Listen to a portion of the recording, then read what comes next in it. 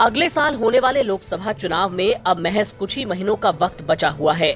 सबकी नजरें सबसे ज्यादा सीटों वाले उत्तर प्रदेश पर हैं, जहां पर 2014 से ही बीजेपी का दबदबा है। इस बार समाजवादी पार्टी के राष्ट्रीय अध्यक्ष अखिलेश यादव का दावा है कि सभी 80 सीटों पर वो बीजेपी को हराने जा रहे हैं। इसके लिए उन्होंने पिछड़ों, दलित और अल्पसंख्यक यानी पीडीए फॉर्मूला भी तैयार कर लिया है।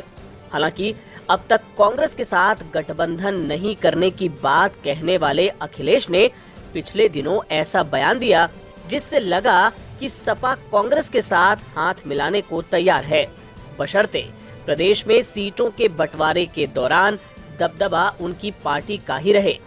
अखिलेश ने पिछले शनिवार को कहा कि लोकसभा चुनाव में बीजेपी को हराने के लिए प्रतिबद्ध विपक्षी दलों को बड़ा दिल दिखाना चाहिए। सहयोगी आरएलडी के दबाव में है समाजवादी पार्टी। दरअसल कुछ सप्ताह पहले सपा ने कहा था कि वो कांग्रेस के साथ गठबंधन करके चुनाव नहीं लड़ना चाहती। सपा ने यूपी के कुछ कांग्रेसी गढ़ों में से एक अमेठी में अपना उम्मीदवार खड़ा करने की तैयारी भी शुरू कर दी थी। आपको बता दें कि पिछले काफी वक्त से राहुल गांधी जैसे हाई प्रोफाइल उम्मीदवार के खिलाफ समाजवादी पार्टी अपना कैंडिडेट नहीं उतारती थी। हालांकि पिछले चुनाव में राहुल को अमेठी से हार मिली थी। इंडियन एक्सप्रेस की रिपोर्ट के मुताबिक सूत्रों ने कहा कि सपा अपने मौजूदा सहयोगी राष्ट्रीय लोकदल के दबाव में है, जिसका ये मानना है कि कांग्रेस के बिना कोई भी बीजेपी विरोधी मोर्चा सफल नहीं हो सकता। आरएलडी के यूपी अध्यक्ष रामाशीष राय ने कहा, 2024 के लोकसभा चुनाव से पहले यूपी में मुस्लिम कांग्रेस की ओर देख रहे हैं, इसीलिए यूपी में कांग्रेस को विपक्ष के मोर्चे में होना ही चाहिए। पश्चिमी उत्तर प्रदेश में बीजेपी के खिलाफ मुस्लिम जाट और गुर्जर का गठबंधन बन रहा है।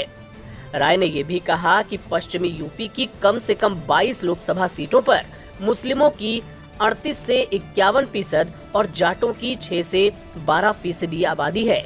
उनके इतने वोटर हैं और बदले हुए परिदृश्य में कांग्रेस बीजेपी के खिलाफ विपक्षी गठबंधन की मदद कर सकती है। उधर चंद्रशेखर आजाद के नेतृत्व वाली आजाद समाज पार्टी भी पश्चिमी यूपी में दलितों और मुसलमानों के बीच काम कर रही है। हालांकि सपा के एक नेता ने कहा कि कांग्रेस को भरोसा है कि अगर विपक्ष का गठबंधन सत्ता में आता है तो उसके पास विभिन्न राज्यों के अधिकतम सांसद होंगे और प्रधानमंत्री कांग्रेस से ही होगा।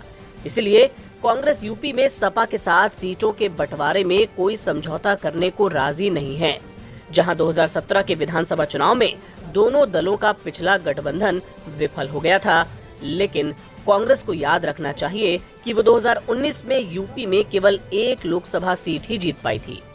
सपा के एक अन्य नेता ने कहा, अखिलेश यादव इस तरह की टिप्पणी के जरिए सपा के पक्ष में बीजेपी विरोधी वोटों को मजबूत करने की कोशिश कर सकते हैं। अगर अन्य दल यूपी में सपा के नेतृत्व में विपक्ष के गठबंधन में शामिल नहीं होते हैं तो अखिलेश यादव के पास ये संदेश देने का अवसर होगा कि केवल सपा ही बीजेपी को हराने का मादा रखती है।